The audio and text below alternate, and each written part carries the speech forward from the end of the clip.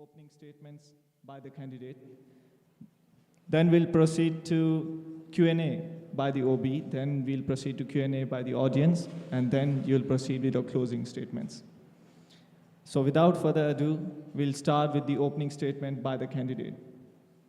Okay, hello. Oops, hello, okay. Hello everyone, my name is Putu Guido, but most people just call me Ido. I am the running candidate for the General Secretary position of our Students Association, which is MUSA, and I am running under the party Equitas. So for this annual election, I will base on my opinions, judgment and expectations from my previous term, serving in the MUSA Department of Vice President also, and in the changing nature of MUSA itself, the changing constitution, evolving departments, and new things that we need to do, I will love to base my adaptability and rational judgment on change and transformation. That is why I always strive for administrative excellence, rational judgment, and enhanced communication, as I believe in a situation where there will be new things that will be coming and changing. It is necessary to be able to be adaptive and to be able to accept and expect any kind of changes that we will be facing, especially as the General Secretary of MUSA itself. So I really want to make sure that the organization will succeed, and I will do my best to help the organization succeed in any cost, whatever it takes. So that will be my opening statement, and I would love to make MUSA an organization where every voice is heard and everything is counted for. Thank you. Thank you, candidate, for the opening statements. Now we'll proceed with the Q&A by the OB. I must remind the OB that you have 30 minutes to ask the questions that you want to ask the candidates. Please proceed. Hello, all right. So Guido, my first question to you is, so according to your manifesto, you state you want to enhance communications by establishing effective communication channels between students and MUSA. We already have a MUSA Instagram account which publicity manages, alongside physical interaction, which is generally carried out by the activities division, which will manage and execute events. Don't you believe you doing this will make you overstep and breach the Constitution, causing a constitutional crisis? Mind you, the General Secretary is to uphold the Constitution, and I am strictly referring to enhancing communication channels.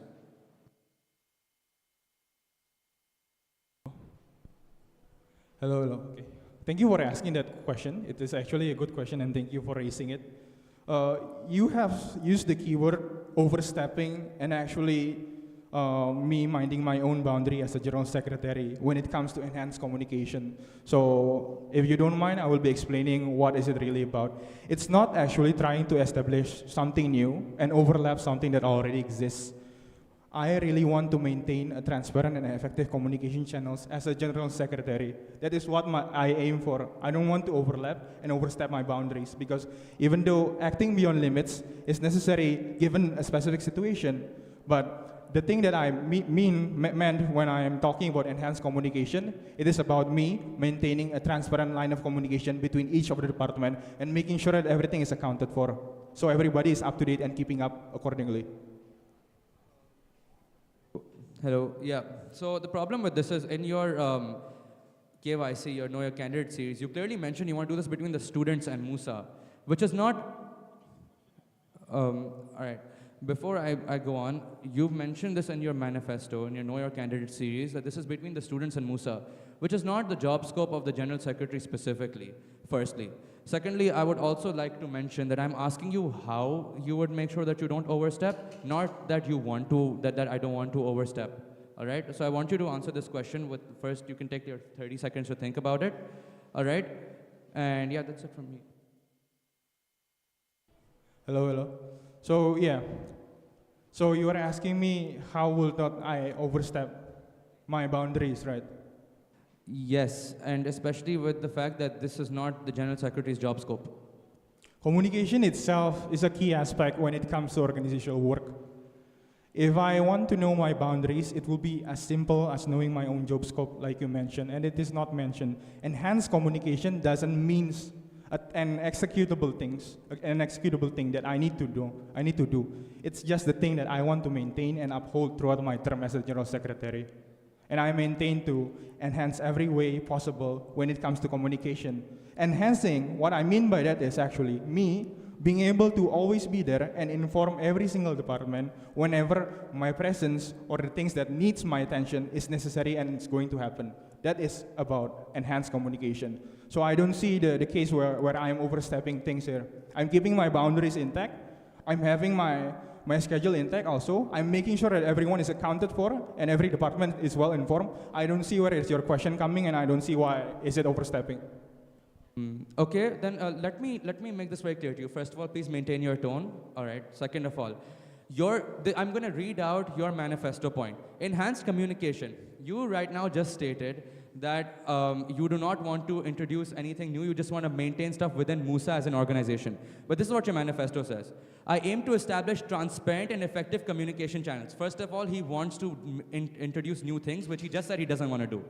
And then he says that between students and MUSA, which is not the job scope of the General Secretary, which is why this question has come up. So if you are judging the relevance of the question, please note what you said first. Hello? Hello? Okay. I think I already mentioned in the beginning again and again and again. Establishing means me as the presence, not creating new channels or necessary. It doesn't have to necessarily means me creating new means of communication, Hadi, to be frank with you. So if you read it carefully, it will not be translating to one single way, which is me creating multiple channels, overstepping my boundaries. It is me trying to uphold and maintain communication channels. Establishing means keeping up what already has been implemented there, and me as the General Secretary upholding my systematic communication so that everyone can keep up with me. I would like to remind the candidate and the OB to please maintain the decorum of the conversation here and the debate. And please try to ask the question related to the context of the position instead of going sideways on a tangent. Noted. All right, okay. So my question to you then becomes, how are you planning to do this? Because again, you have mentioned that you want to establish communication channels. So how do you plan to do this?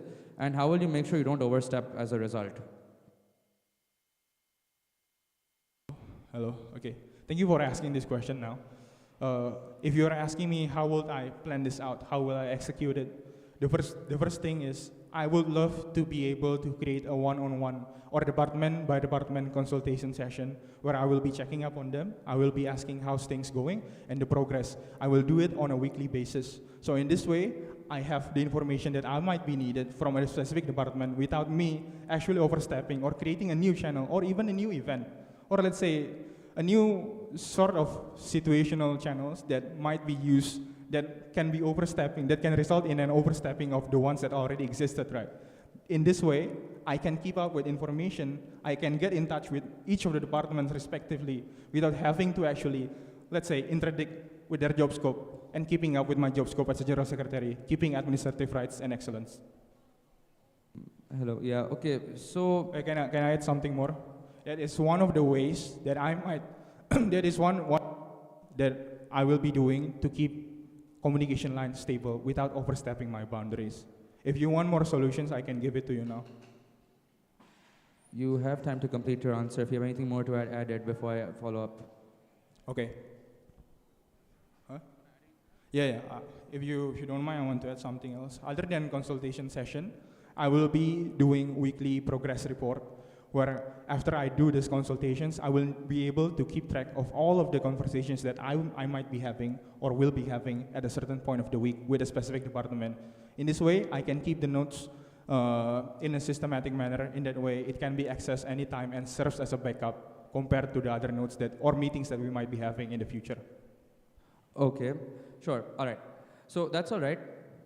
Just for you to note, remember that whatever you write in your manifesto is something that you're promising, so something you'd want to execute. You have mentioned about students and MUSA, so just make sure that you can come up with something for that too, because this is only OB to OB, which is not related to the general student body. All right? Hello? Okay. Yes. So my next question to you is, in your manifesto, you have mentioned proactive problem solving. Do give me the step-by-step procedure you have in mind for problem solving in MUSA. Okay, thank you for raising this question here. My step-by-step basis when it comes to approaching problem, first, I will be assessing the problem itself. what is the severity, how should I be concerned about this, what is the impact, what is the department that is going to be involved in this thing, what is the clause that are going to be related based on our constitution. That is the assessment page, that is the assessment stage, I mean.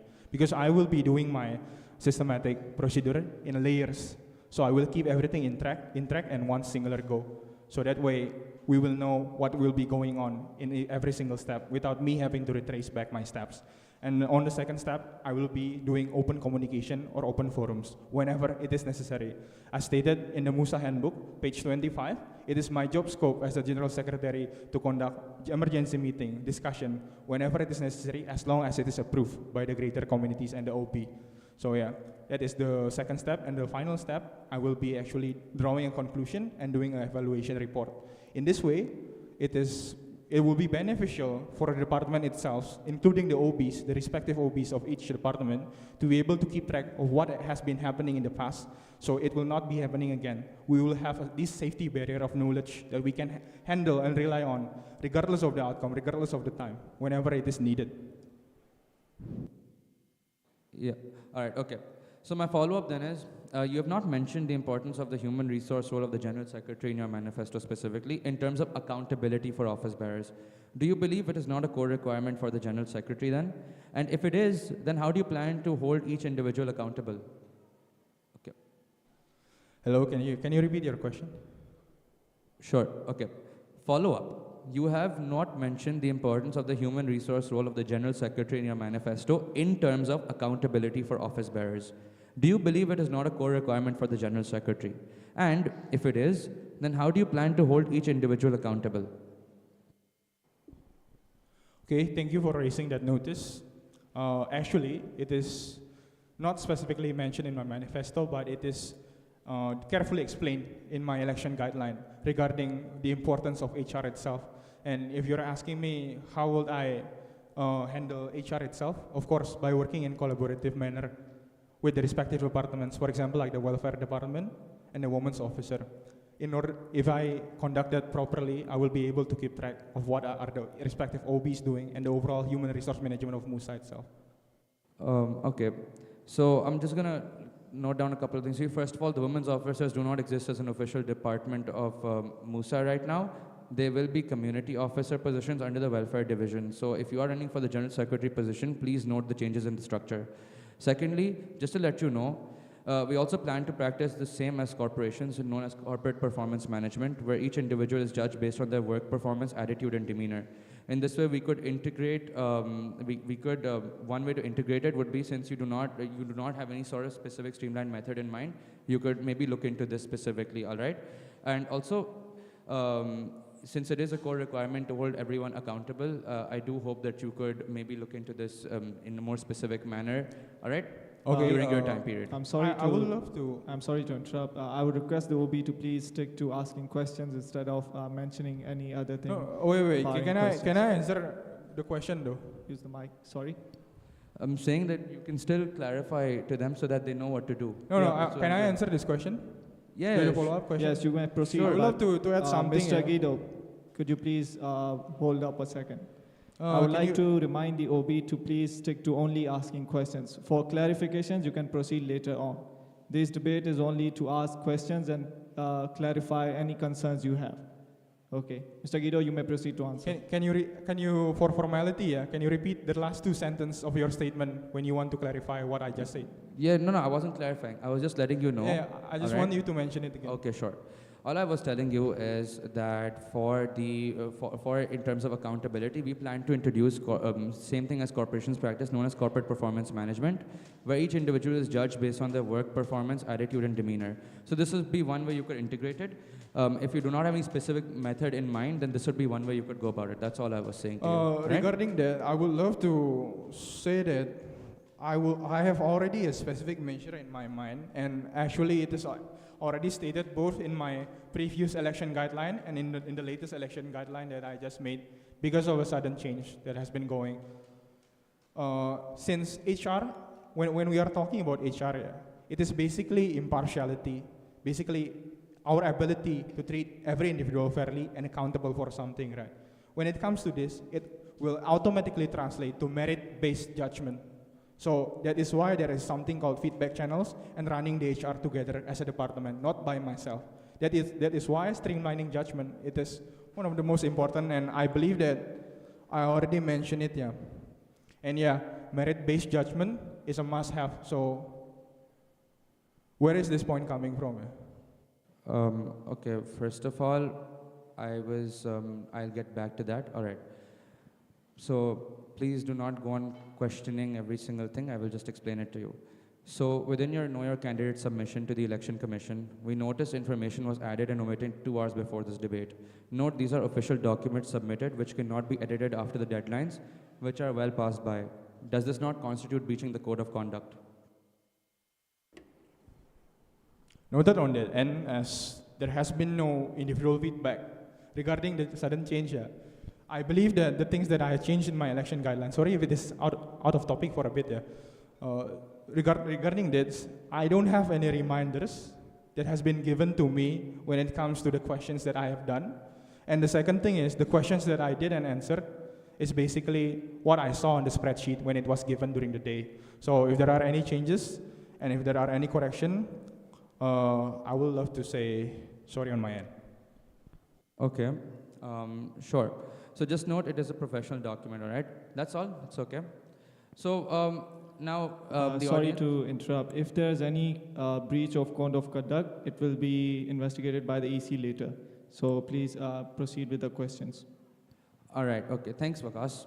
So your first point of your manifesto mentions administrative excellence, where to quote, you will emphasize accuracy and meticulous upkeeping, which is a clear indication that you believe in being detail-oriented and accurate in documentation and processes, yes?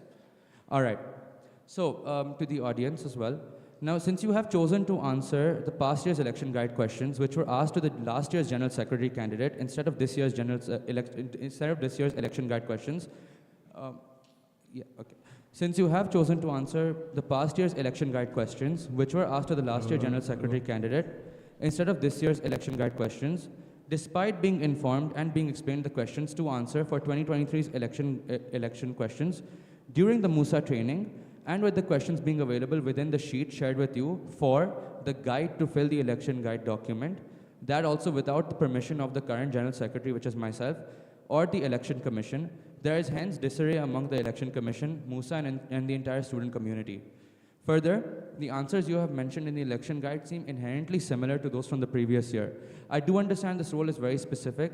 However, this clearly contradicts your first manifesto point of emphasizing accuracy.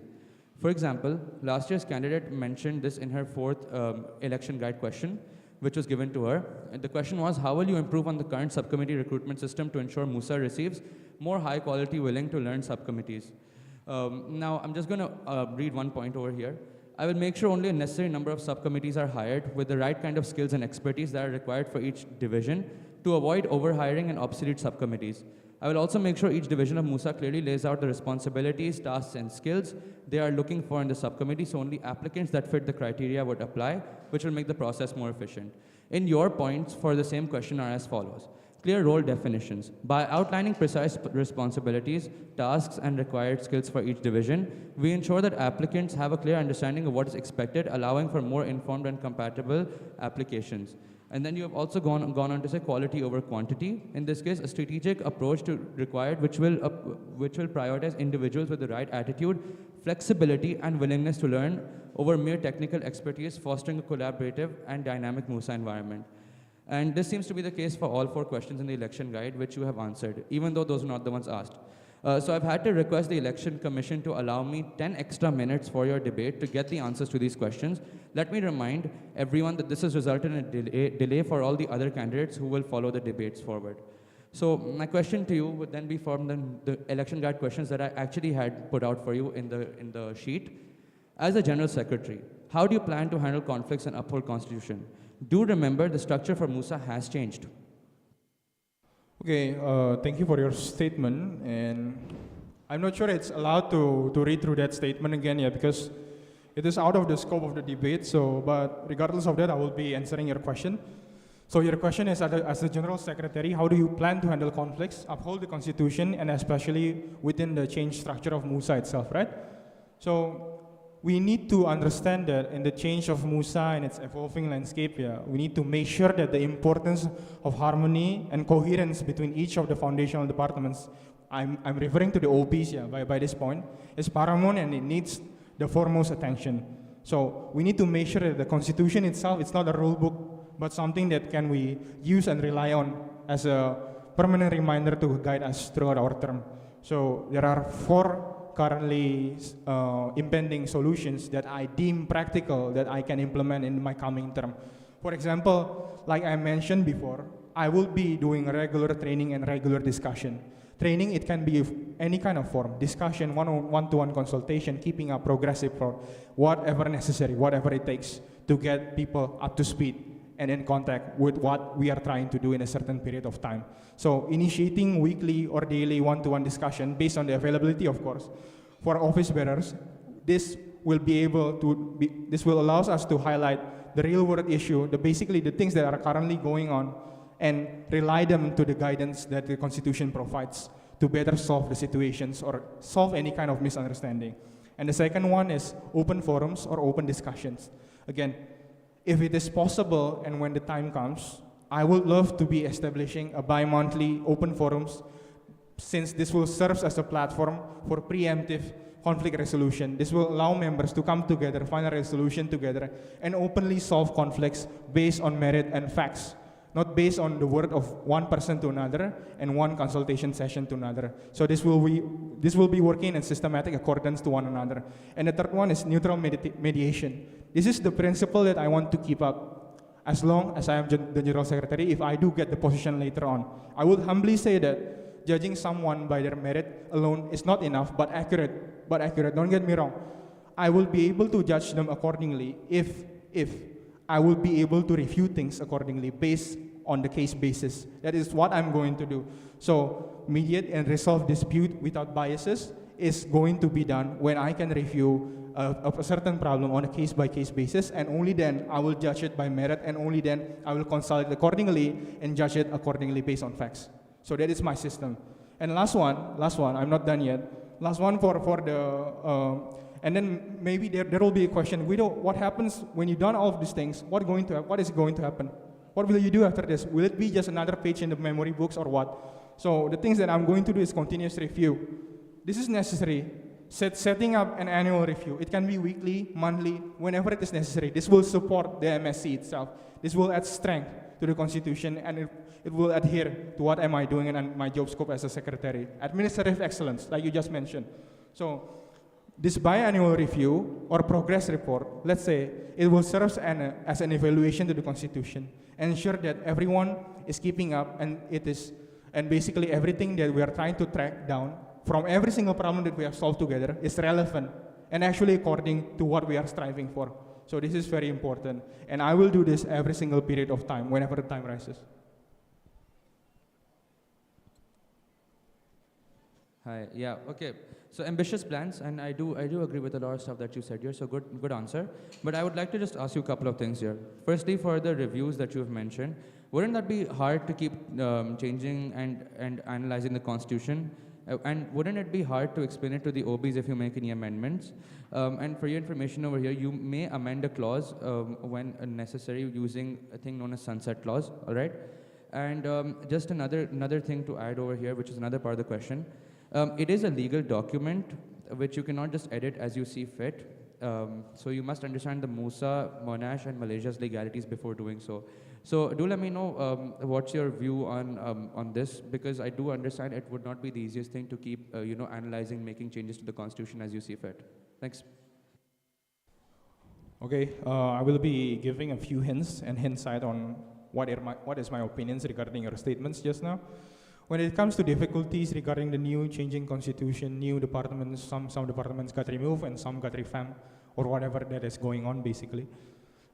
If you are asking me subjectively, is it hard for me to basically introduce these new changes and making sure the OBs will be aligned with this? Is that your question? Will it be difficult? Okay, my question to you is essentially that given the legalities of the Constitution and given that it is difficult to implement with all of the OBs if you make any changes to the Constitution, don't you think it would be hence difficult for you to implement this procedure? And if you think it would be feasible, then let me know how, and how would you be able to communicate with the OBs if you make any changes so that they could follow the new constitution? Hello. Okay. Regarding the legality and the new changes, if you are asking me specifically, is it feasible or not? Yes, it will be feasible in my subjective opinion, because from my experience and from my working capacity, it is truly feasible to be able to accommodate the changes and taking note of every single new thing that will be going on, that will be affecting the entirety of MUSA next year. And if you're asking me the steps that I will be taking to make sure that everyone is in accordance to this new policy and changes, it is as simple as basically keeping everyone up to date and well informed with this new information and changes by creating, again, by mentioning it in reports, creating progress report and evaluation, like I mentioned in the beginning in my administrative goals. So feasibility should be not a big deal, hopefully. All right, feasibility is not a big deal, I understand that. Given that MUSA has over 200 subcommittees and over 30 office bearers, how do you plan to make this feasible to implement then? Hello. Oh, so basically, when you are talking about numbers itself, doing boundaries and clustering of elements will be my number one important when it comes to distributing things accordingly. I will be able, from my own personal standpoint, yeah, and my subjective opinion, I will be able to make sure that everything will be categorized for each of their specific boundaries, so I know who has received what and who has done what. So if I categorize them accordingly, this will be under discussion, don't get me wrong. If you are asking later about how will I be categorizing this, there will be no answer yet, as we haven't done any meetings yet and we haven't have a full rundown of the new subcommittees and stuff. So if I approach this systematically and section by section, it will be manageable and feasible, and everyone will be up to date with whatever information that is necessary. All right, okay. Just be prepared, considering there's a lot of people, all right? But good answer. Okay. I understand there's a little lack of time now, so I'm going to ask you just a couple of more questions. As a member of the Media Affairs Committee, how do you plan to help MUSA in ensuring that all guidelines are followed in terms of the Constitution and Handbook? Also, what problems do you think you will encounter as the structure has changed, as publicity will now be a division and editors will remain a functioning body? So how do you plan to address disputes in the MAC, given the roles may be unclear as the structure has now changed? Okay. So noted on that, since you are talking specifically about the general election, it is true that, let me answer it. It is true that as the General Secretary, I will be technically the head of the election committee and the media committee. Yeah. And if you want me to answer the question, since hello? Hold on, just to cut you off, I'm sorry. I'm only talking about the media affairs, not election committee, okay? This is the way I answer things. Sure, I narrate things one by one. So when it comes to the media committee, since I've been notified also by the changes and how it will be changing next year, based on what you just mentioned now, it is true. It is very simple to do, actually. It is as simple as keeping everything in line by reminding everyone of their boundaries, and especially as the head of the media affairs, I will be able and I need to do that, keeping up with the relevancy of each of their respective tasks, so they know what to do and they don't overstep things, keeping things coordinated and well placed. Okay, but my question to you is about, if, let's say, a dispute occurs, how are you going to address it, given the roles of the MAC now is a bit more unclear? Okay, since when it comes to dispute, I will be consistently say that I am coherent with my approach when it comes to conflict solving. So yeah, it will be based on facts and merits. And when it comes to knowing the new responsibility, that is why upkeeping of information and enhanced communication is important. So things like this doesn't happen, or at least, yeah, we have a safety barrier that we can rely on.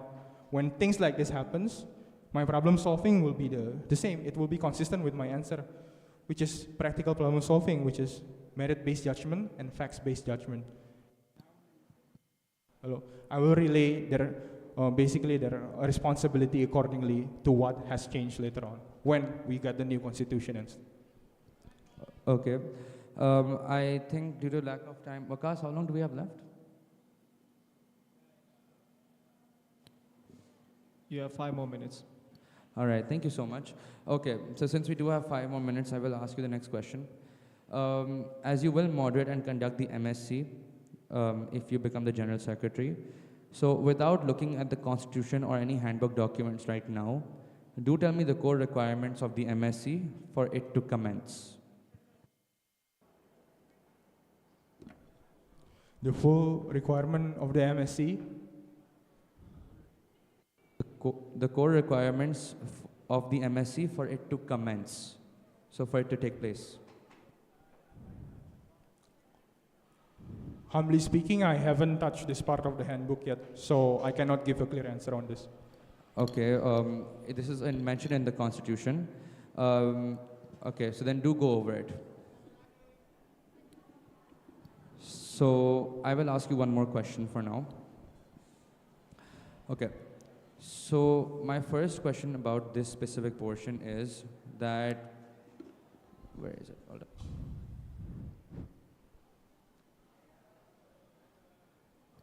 Yeah, okay.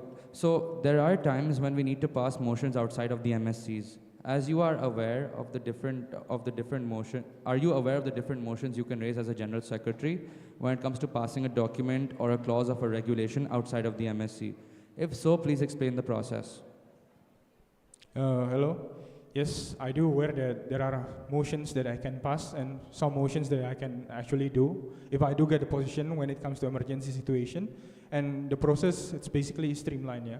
We need to make sure that the motion will be approved by the entire MSC committee. There are 7 by each of the respective committee. When we get it approved and everyone is well informed of that, only then we can pass it and discuss it in the MSC. That's like a brief answer to that question. Okay, I tell you, refer to the handbook to see things on email motions, since since you have not looked it up yet. I would suggest the OB to please stick to asking questions only. Thank you. It do mention in the Constitution and handbook there are 7 departments And that will be participating in the MSC. Each of the respective school reps, budget committee, and president itself, of course, and so on and so forth.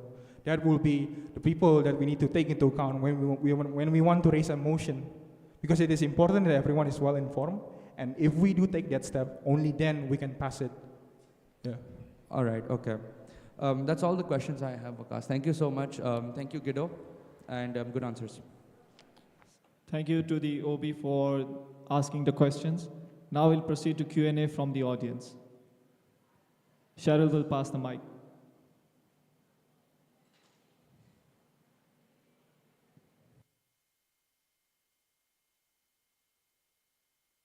One, two, three. All right. So, Guido, you talked a bit about how it will be feasible for you to make regular amendments to the MUSA Constitution, correct? Regular amendments. So you mentioned earlier that. All right. If so, it is necessary, yes. Yeah. So, in your understanding, can you elaborately explain to me the process of amending the MUSA Constitution? I'm not well informed of that process yet. Okay, so just something to take note. When it comes to the MUSA Constitution, it's very important that you take a lot of time before you make amendments. Every amendment you make, you first have to draft it out, and then you have to get the MSC to approve these amendments. Okay. So I do think that it isn't the best idea for you to claim that this is something feasible without first understanding the procedures. So that's something to familiarize with. Noted on that, and we will see in the future. All right, so my next question is regarding your first and fourth manifesto point.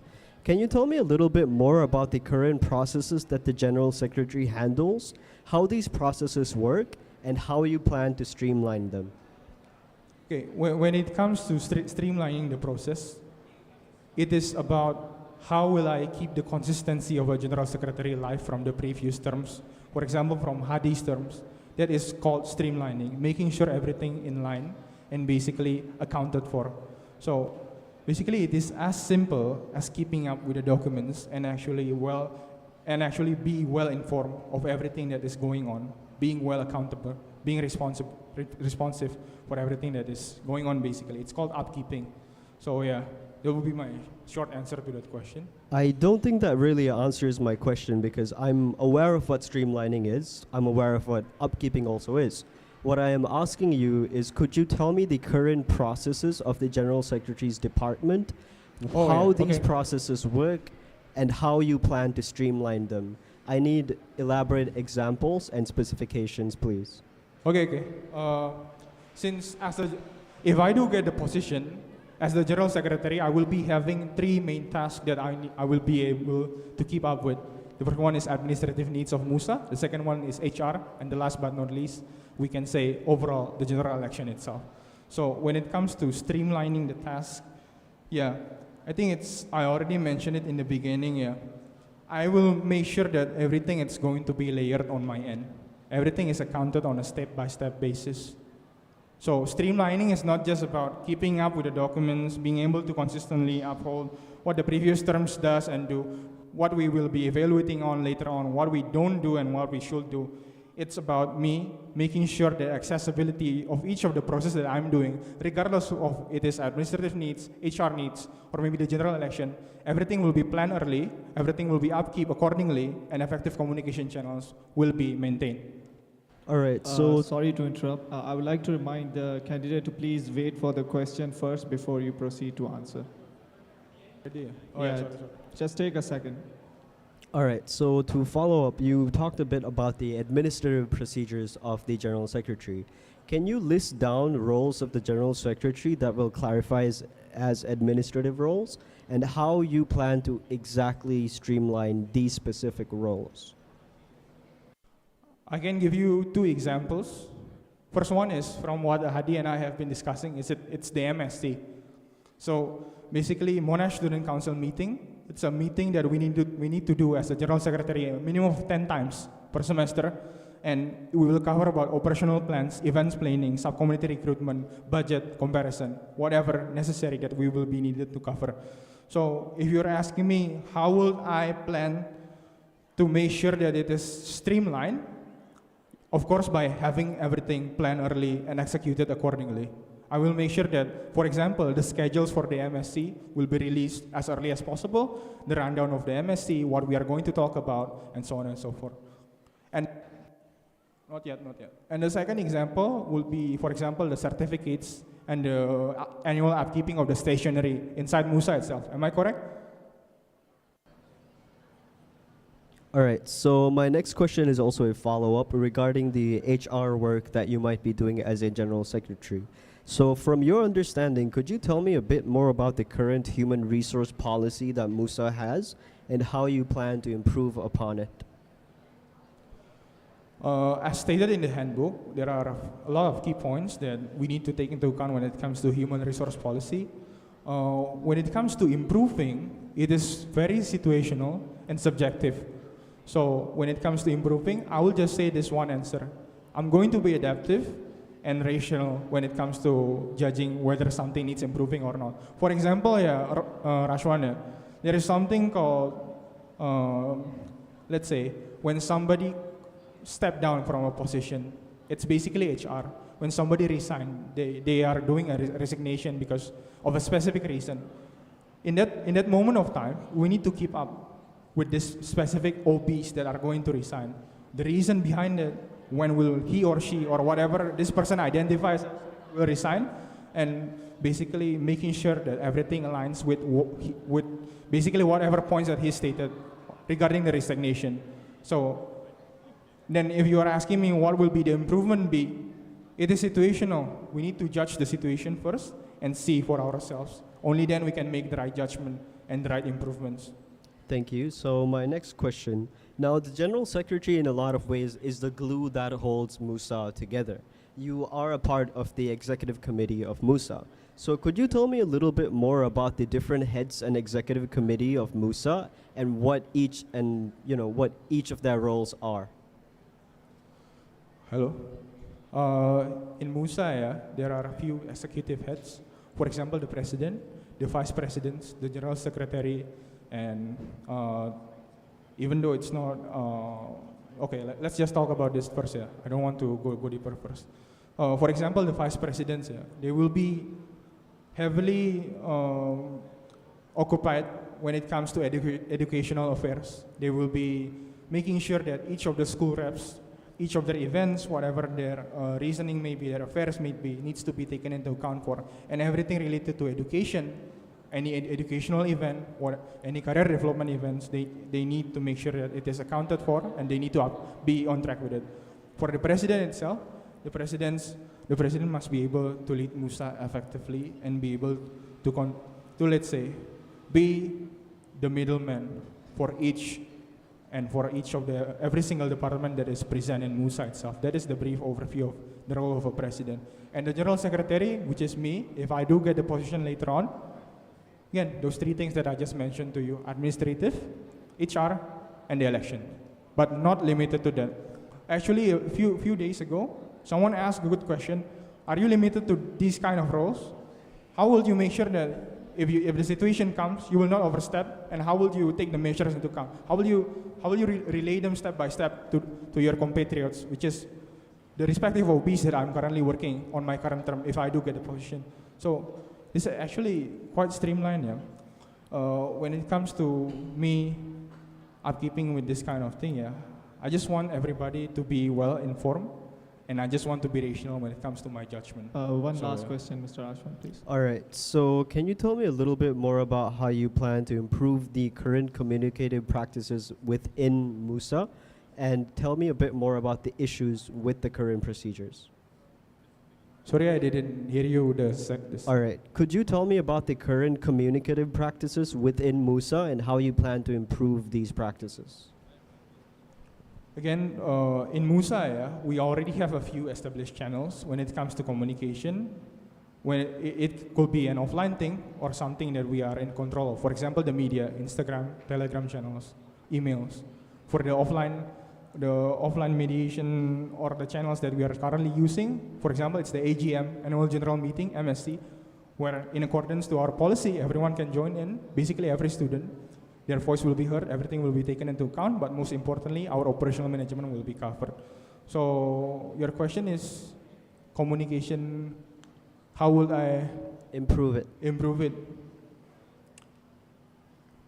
That's a good question. When it comes to how will I improve it, it will be depending on the situation when it persists on the coming time. I will not be creating a 5-minute promotional statement for you to listen there.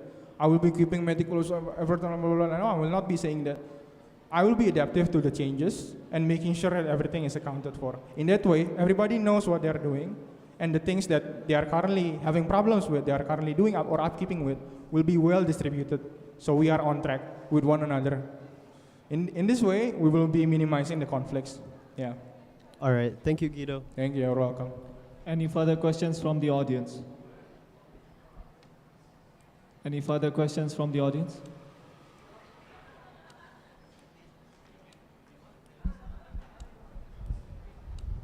Just give me a sec.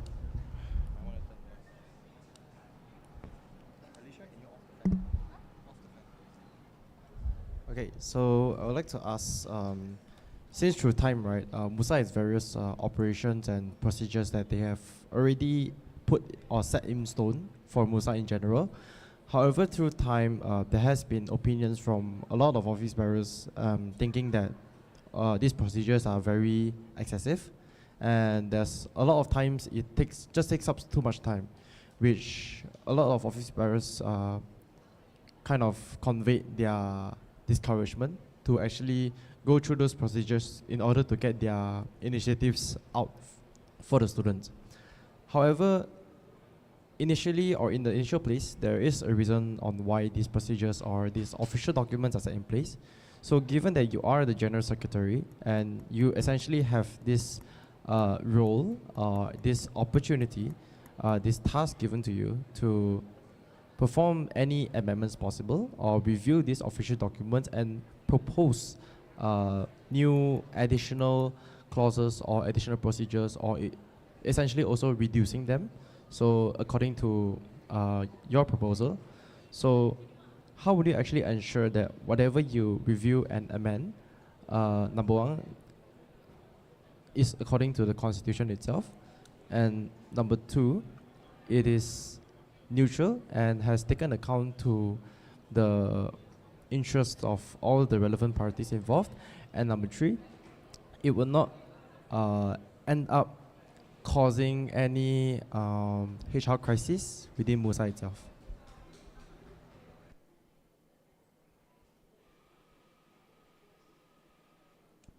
Hello, hello. Okay, thank you for asking these three questions, Min Hao. So your first question is, how do I will answer it in random order, yeah, because I feel like it will be more systematic this way. How is it neutral, and how does it not, let's say, not contradicts with the current policy of HR? How will it be benefiting the entirety of MUSA? That is the two of your three questions, right? So when it comes to subjective things like this, yeah, I mean, we need to take into account the subjectivity of the matter itself. People will be having different opinions. People will be having different thoughts and concerns with each of the policy. There is no one perfect clause. We can only add so much things until there will be nothing else to add, right? So the main thing that we can do is making sure that everybody is well informed and communicated on this matter, keeping them up to date, and making sure that everything we want to implement is practical. We can only say and convey so much things until people don't want to listen and it's not relevant anymore. And for your first question, how will it be according to the current constitution that we already have, and how will it be consistent to what we have? It is actually on paper, yeah. Basically, the things that I'm going to say, it's quite simple, but on the practicality, it is a problem for a different term. We'll be discussing that later. On paper, Minhao, it is actually quite simple also. Basically, I will do a complete review of the constitution itself, and if it is necessary, I will bring it up in the MSC. Any kind of changes, even the smallest ones, needs to be taken into account. Even just one clause needs to be there. If it is there, it needs to be talked about. So everything needs to be upkeep accordingly. Okay. A follow-up question to that. So, obviously, not all people of MUSA would be very passionate on reviewing constitutions, understanding them, remembering them. So, at times, when the General Secretary actually proposes any amendments to official documents or whatsoever, a lot of times it does not pique the interest of MUSA office bearers, and which is why a lot of times when they see the General Secretary, they see it as the person that just handles paperwork. So, given that, yes, you as a General Secretary, you are tasked to review constitutions, essentially in the long term, making amendments, and also reviewing official documents and presenting it to the MSC. But we all know that the procedure of an official document, getting the approval of MSC is to get votes from the office bearers, and it has to have a simple majority. So given the context that MUSA office bearers in general sometimes only want to focus on their job scope, but has kind of at times neglected the fact that they are also subjected to the constitution, and they are also demanded, or is compulsory for them to actually be involved to discuss and understand the clauses of the constitution and anything proposed for it or anything deducted from it. So given this conflict of having to uphold MUSA's integrity and also accountability, but in an audience of office bearers that might not have any interest and would just solely vote based on their own interest or their fellow other office bearers' interests, how do you make sure that whatever proposed actually goes through a productive discussion within MUSA or essentially the MSC itself, and these amendments and reviews or reduction of clauses or official documents essentially don't come from any sort of negligence or sort of I would say bias in a way. Yeah. Okay, thank you for stating your question. Minhao, you need to understand that you cannot make everyone happy at the same time. as a general secretary, I need to understand that I'm a neutral body. Again, like Hadi said, I need to keep everything together and intact. I firmly believe that people will see reason, even though they might not like it. Eventually, we will come to a conclusion where a necessary thing need to be implemented, as long as it is according to the constitution, of course, and it is practical. I don't want to be implementing something that might be benefiting a party but not the others. You cannot please everyone. So if you're asking about how do I make sure that every single thing will be actually processed and procured into productive discussion, it will be done accordingly.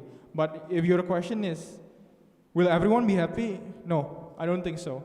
But regarding the discussion, it will be accountable and everything will be taken into account for. All right, thank you for the question. Since we do not have much time, we'll proceed to one online question. So the question is, the GenSec candidate claims to want to hold continuous organizational alignment meetings, in addition to wanting to focus on the HR and admin agenda. How high do you think your chances of succeeding are, especially since balancing such an agenda is tremendously difficult? With my many years in MUSA, trying to achieve just one of those three agendas easily takes up to 6 months, especially after including both elections. I hope to receive adequate clarification from the candidate. This is a very sensitive and subjective question here. I can claim how quick I can be doing it or how long can I be doing it. But my only answer for that is, again, it aligns with my goal. As a person, yeah, I don't view MUSA as something that I will be improving myself upon. I just want the organization to succeed and do whatever it takes to make sure that everyone is on the same ground and, if possible, happy. That's my goal. So regarding how sure I am confident in my ability, and I trust that whoever that I might be working with in the coming future will be dedicated to their own posts and their respective job scope. So regarding the time frame, it will be an unrealistic and also a biased claim if I can put it in a numerical manner. Yeah. But my statement will be consistent, and that will be it. Thank you for the answer. Since we have no more time for further questions, we'll proceed to closing statement. Okay, I think that will be all of the questions. Thank you for attending this debate. I would love to say thank you to Hadi also for providing the questions, the candidates, the other candidates that have proposed the questions, previous office bearers, and people from online. And I just want to say this, regardless of your choices, interests, and maybe your overall knowledgeability in the election itself, this is an opportunity for us to shape the future of our student association itself. So do vote, and yeah, and I think that's all. Thank you for giving me the chance to talk and discuss about everything that has been asked so far. Thank you. Thank you to the candidate. That will be all for the debate for General Secretary's position. Thank you very much. We'll be back soon with the position of Head of MUIS Debates.